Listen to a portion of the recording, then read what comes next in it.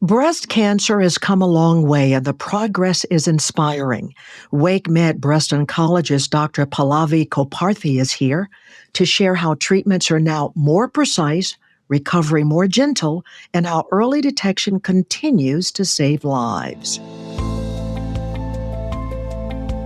This is WakeMed Voices, brought to you by WakeMed Health and Hospitals in Raleigh, North Carolina.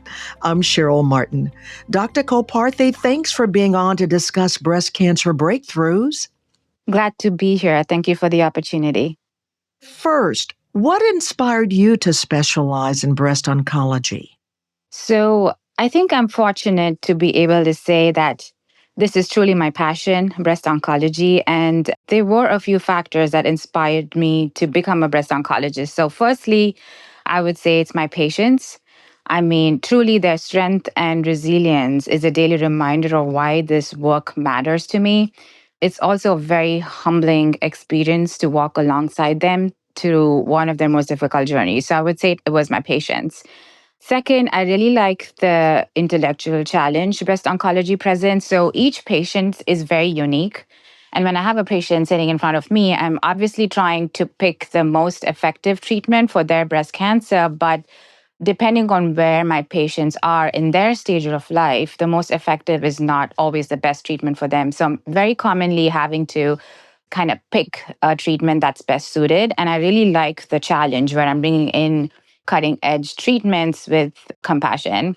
I would say the earliest factor that inspired me to become a breast oncologist is my passion for women's health. So I was fortunate to have very strong female role models growing up, and it showed me what a profound impact a woman can have on their families and the community by extension. So I think with breast oncology, it's a perfect space to bring all of my passions together.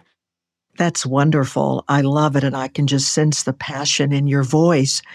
So, what's one thing about breast cancer today that makes you feel hopeful every day?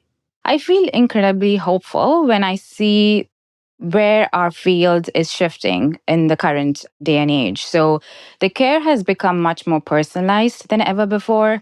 I think we're no longer treating breast cancer as one disease. We are focusing on the whole patient with advancements in targeted therapies and genomics. And this is allowing us to make our treatments more effective and less toxic. There's obviously been more progress in early detection and screening. And as we're detecting these cancers earlier and earlier, most of them are actually being cured, which is amazing for our patients. There's also, I would say, a push to identify patients at high risk for developing breast cancer. We're using risk models, genetic screening, taking family histories, and identifying a group of patients that are at high risk for breast cancer, and even helping them prevent develop breast cancer throughout their lifetime. So that's very exciting as well. Talk also about how breast cancer, you touched a little bit on this, but how breast cancer survival changed over the last few decades. Yeah, so our patients are living longer than ever before because the survival has improved dramatically. I would say compared to 5 or 6 decades ago, right now the survival for early stage breast cancer is upwards of 90%. The death rates keep falling. And I think this is mostly because of earlier detection. There's more personalized treatments. Treatments are not only just effective, but also, I think, kinder, which is helping patients live longer with breast cancer. So, why is early detection still the best tool we have? So, despite all of the advancements we have these days, I would say early detection is still the best tool we have to beat this cancer. When we detect patients early, we can aim for cure. And what that does is it improves the survival rates. So I would encourage everyone to go get their mammograms. That'll increase detection and cure and survival rates. And what is now the targeted year for your first one? 40 years. Still 40 years. Okay. Now, how has the move, would you say, toward personalized or targeted therapy changed patient care? Yeah, so I think what I'm seeing more these days is we're moving away from a one size fits all approach. we are, focusing more on the unique biology of the tumor. So that means, we're no longer doing extensive surgeries, more radiation, chemotherapy, hormone therapy for all our patients, regardless of the biology. We're focusing more on the patient and tailoring it towards their genomics and biology. So, for example, we have HER2 targeted therapies like trastuzumab, pertuzumab, TDXD, and we have immunotherapy for triple negative breast cancer. So, these are cancer biologies that were historically thought to be aggressive, but now with these targeted therapies, their survival rates have improved. And this is not just for early stage cancers, it's true for metastatic disease as well. Similarly, for our hormone receptor positive subtypes, we have CDK4/6 inhibitors, PIK3 inhibitors. So, a lot of targeted therapy, which is exciting because it's not only extending survival, but are making treatments more tolerable. Can you give us an example of how today's treatments you have shared in your last response? But can you think of one patient in particular, let's say, who came in and maybe they were at stage 2 or 3 and how a treatment was more tailored or precise for that particular person and the difference it made?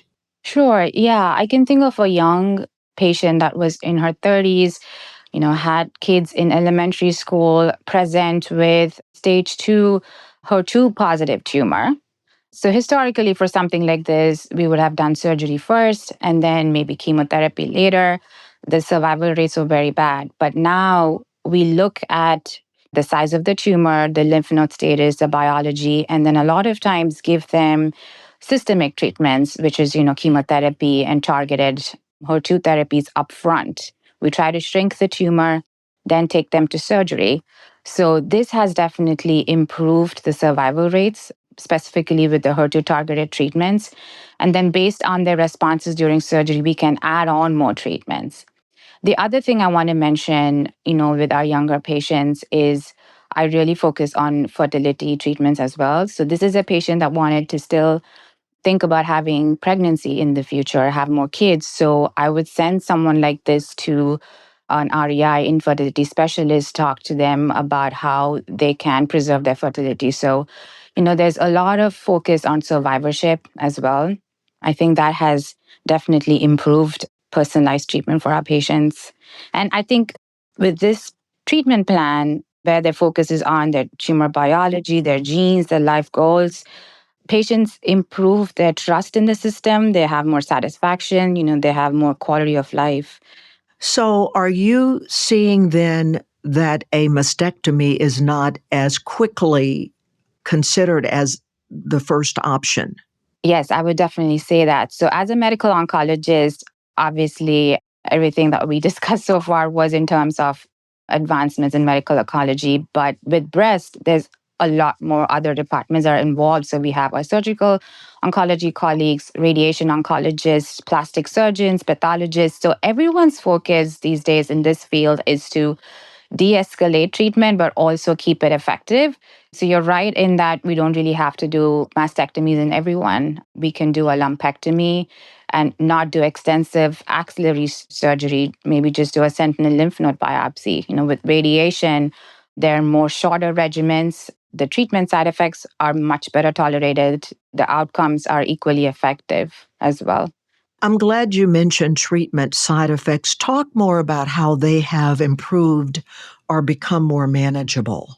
There are certain acute side effects that we see during treatment, for example, nausea, but we have excellent strategies to control nausea, and it is pretty much non existent with the regimens we have these days. Similarly, we have growth factors to help with your blood counts. We are being more proactive in managing these side effects. We have a whole team with, clinical staff, nurses, navigators are in touch with these patients throughout their treatment so that we can proactively manage these acute side effects. For my female patients that worry about hair loss, we have scalp cooling techniques that we educate them about. Like I mentioned, we refer them to fertility preservation if they're, a younger population.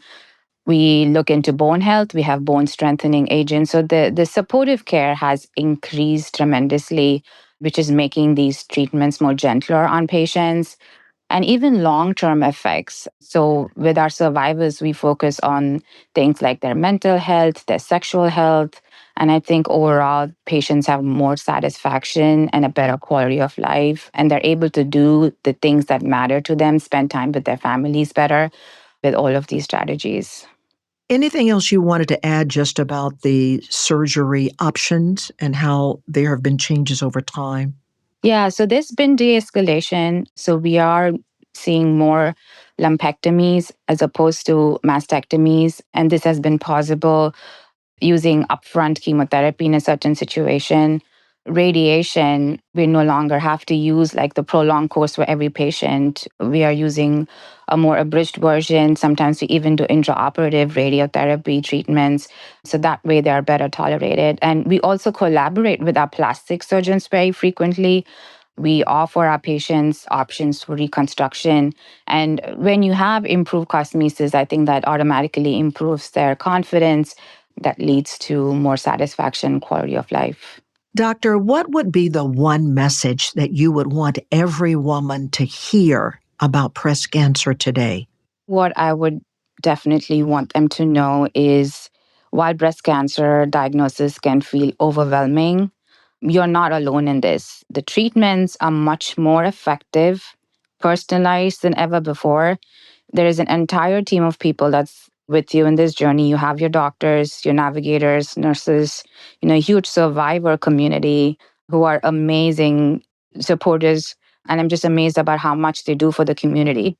So everyone's with you, walking with you through this journey. So the focus is not on getting you through treatment, but also on living well during and after. I think I just want them to know that they're not alone in this. Dr. Pallavi Kopparthy, thank you so much for bringing us up to date on the breakthroughs that are making breast cancer treatment effective and helping women thrive after a diagnosis. Your passion is obvious. Thank you so much. Thank you. Thank you for having me. To learn more about our breast cancer services, visit wakemed.org. Now, if you found this podcast helpful, please share it on your social channels, and you can check out our entire podcast library for other topics of interest to you. Thanks for listening to WakeMed Voices, brought to you by WakeMed Health and Hospitals in Raleigh, North Carolina.